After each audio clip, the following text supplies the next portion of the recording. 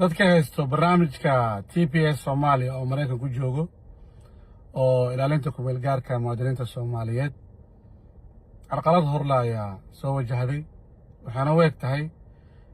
in Soomaaliya lagu celin doono oo xukuumadda ramada xili doonto shalay taariikhda Jimco August 14 2026 isla federal judge-kii Massachusetts joogay oo gabar ahayd oo markii hore Trump u diiday in Soomaalida la tarxiilo oo TPS kala joojiyo in la cusboonaysiin waayo ayaa isla ayadii ka laabatay go'aankeedii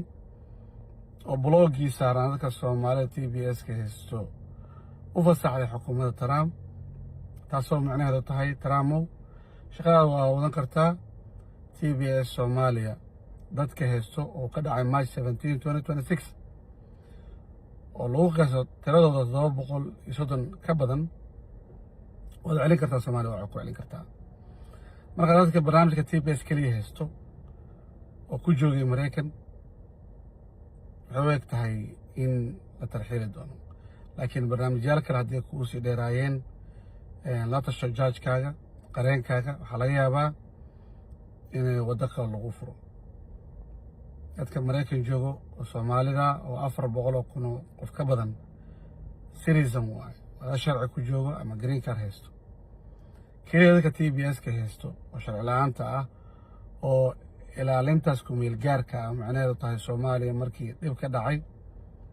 93 ilaa hadda loo cusboonaysiin 2 sano barnaamijkaas uu Trump diiday inuu cusboonaysiiyo sheegay March 17 2026 oo dhacay mana cusboonaysiinayo yiri dadka Soomaaliya ku laabtaan marka waa tiro yar 730 loo qiyaaso waxaan u rajaynayaa dadkaas guul